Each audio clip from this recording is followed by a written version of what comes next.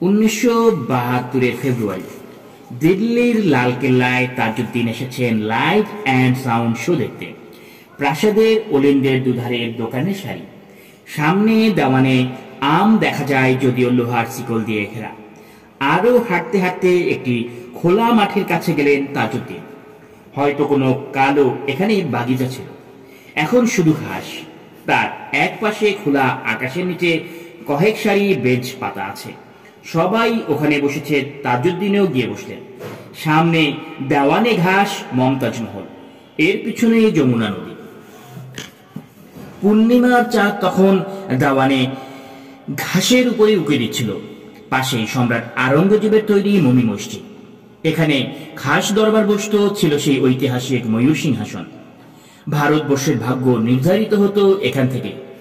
আজ তা এক ইটের খাঁচা ছাড়া আর কিছুই নয়। একসময় অপেক্ষার পালা শেষ হলো, চারদিকের সব আলো নিভে গেল। মাঝখানের মহল থেকে গম গম স্বরে ভেসে এলো ইংরেজি বর্ণনা, আমি মহাকাল, আমি সব সময়ের সাক্ষী। এই সেই লালকেল্লা যেখানে সবসময় মানুষের কলরব, আরজি, বিচার, আরতি, নুপুরের নিকন, শরাবের নহর বয়ে যেত। আজ সে শুধুই সময়ের সাক্ষী হয়ে দাঁড়িয়ে আছে। আজ এখানে আধার, কিন্তু এক সময় এখানে ছিল মানুষের ঢল। ধারা বর্ণনার সাথে সাথে দেওয়ানে খাস মমতাজ মহল, কখনো মমি মসজিদ বিভিন্ন রঙের আলোতে ঝলমল করে উঠছিল। সেই সঙ্গে যমুনার জলের কুলকুল ধারার শব্দ, মিনা বাজারের মেয়েদের কাছ ভাঙা হাসি, কলরব, বাইজিদের নুপুরের নিক্কন, গজলের সুর।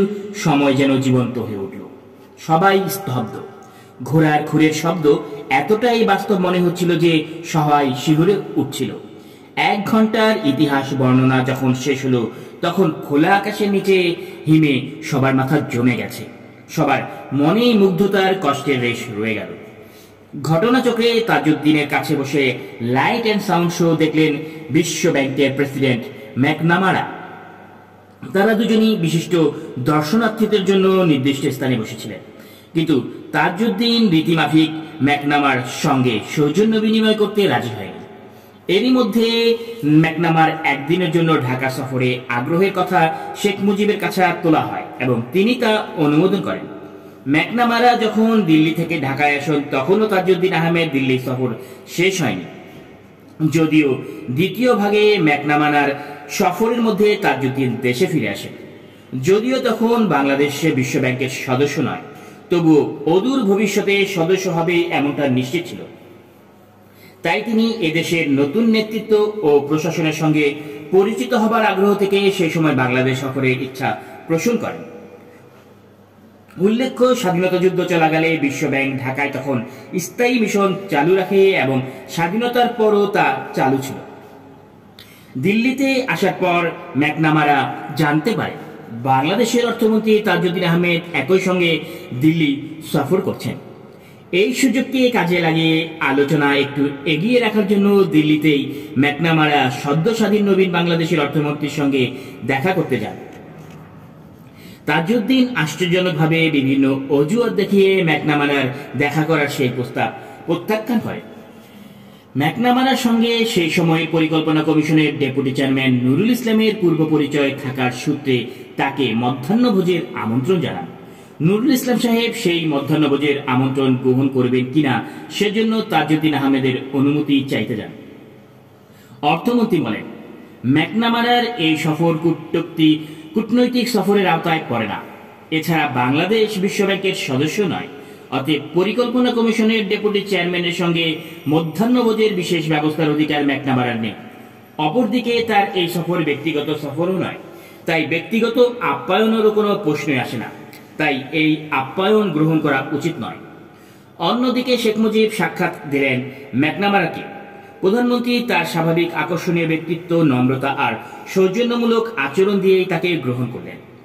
শেখ মুজিবের সঙ্গে সাক্ষাতের পর তাজউদ্দিনের সঙ্গ নিয়ে নুরুল ইসলাম ম্যাকনামারের সঙ্গে বৈঠক করেন। তারা বাংলাদেশের সদস্য পদ পাওয়ার ত্বরান্বিত করতে যে প্রক্রিয়া ও কাগজপত্র প্রয়োজন তা নিয়ে আলোচনা করেন। এ ব্যাপারে যে ধরনের সাহায্য দরকার বিশ্বব্যাংক তা করবে বলে রবার্ট ম্যাকনামারা আশ্বাস করেন। পরবর্তী আলোচনার বিষয় ছিল বাংলাদেশের অর্থনৈতিক পুনর্গঠনের সাহায্য নিয়ে। অর্থনৈতিক পুনর্গঠন প্রথম করণীয় কি, এ বিষয়ে ম্যাকনামারা প্রশ্ন তুললে তাজউদ্দিন কৃষির জন্য হালের বলদের কথা বলেন।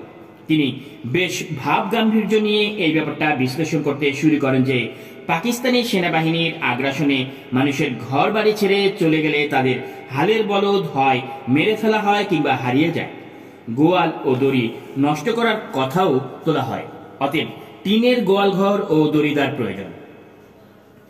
একটি সদ্য স্বাধীন দেশের পুনর্গঠন হালের বলদ, টিনের গোয়াল ঘর আর বলদ বেঁধে রাখার জন্য দড়ি ধরা যে অর্থমন্ত্রীর কাছে অগ্রাধিকার হতে পারে না, এবং সেটা যে বিশ্বব্যাংকের চেয়ারম্যানকে অপদস্থ করার জন্যই বলা হয়েছিল, সেটা ম্যাকনামারা নিশ্চয়ই বুঝেছিলেন। অথচ মুক্তিযুদ্ধকালীন সময় এই ম্যাকনামারা বাংলাদেশের প্রতি সহানুভূতিশীল ছিলেন। হয়তো সেজন্যই যে দেশটি তাদের সদস্য নয়, যুদ্ধবিধ্বস্ত সেই নবীন দেশটি তিনি দেখতে এসেছিলেন। বাংলাদেশের বুদ্ধিভিত্তিক জগতে বিশেষ করে অর্থনীতি বিষয়ে বোঝাপড়া তৈরি হতো সিপিবির ঘরানার বুদ্ধিজীবীদের চিন্তা থেকে। তাদের ধারণা ছিল বিদেশি বিনিয়োগ মানে খারাপ একটা কিছু, এই বিদেশি বিনিয়োগ না নেওয়াটাই ছিল প্রগতিশীলতা। এই চিন্তার প্রকাশ দেখা যায় বিশ্বব্যাংকের প্রধানের সঙ্গে স্বাধীন বাংলাদেশ সরকারের অর্থমন্ত্রী অবাস্তব ও অসৌজন্যমূলক আচরণের ভেতর। 1972 সালের মাঝামাঝি সময়ে বাংলাদেশ বিশ্বব্যাংক ও IFM এর সদস্যপদের জন্য আবেদন জানায় এবং 1972 আগস্ট মাসে সদস্যপদ লাভ করে। সদস্যপদ নিয়ে আলোচনার সময় পাকিস্তান বৈদেশিক ঋণ ভাগাভাগি করার বিষয়টি উত্থাপন করে। মার্কিন যুক্তরাষ্ট্র, জার্মানি ও ফ্রান্স ছিল বৃহৎ দ্বিপাক্ষীয় দাতা। তারা তাদের বক্তব্য ব্যাংকের প্রতিবেদনের সঙ্গে জুড়ে দেয়। এ সময় অর্থনৈতিক পুনর্গঠনের জন্য বাংলাদেশ অত্যন্ত উদ্গ্রীব ছিল। তাই বাংলাদেশের ভূখণ্ডে পাকিস্তান আমলের যেসব প্রকল্প চালু ছিল সেগুলো নতুন করে চালু করার আলোচনা শুরু করে। বাংলাদেশ এসব প্রকল্পে ঋণ পরিশোধের দায়িত্বে স্বীকার করে নেয়। কিছু কিছু ক্ষেত্রে প্রকল্প ঋণ অনুদানে পরিণত হয়। একই সঙ্গে একটি পরিষ্কার করে দেওয়া হয় যে বাংলাদেশ যে চলতি প্রকল্পের দায়িত্ব স্বীকার করে নিচ্ছে তার অর্থ এই নয় যে বাংলাদেশ পাকিস্তানের ঋণের দায় ভাগ করে নিতে প্রস্তুত। কিন্তু বিশ্বব্যাংকের নেতৃত্বে দাতারা সিদ্ধান্ত দেয় যে ঋণের বোঝা পাকিস্তান একা বহন করবে না, কারণ পাকিস্তান ভূখণ্ড ও জনগণ পূর্ব পাকিস্তানকে দেওয়া ঋণের আয়ের এখন আর ভাগিদার হতে পারবে না। পাকিস্তান তার বৃহত্তম অর্থনীতির জন্য ঋণ গ্রহণ করেছিল, এখন সেটা তার অধীনে নেই।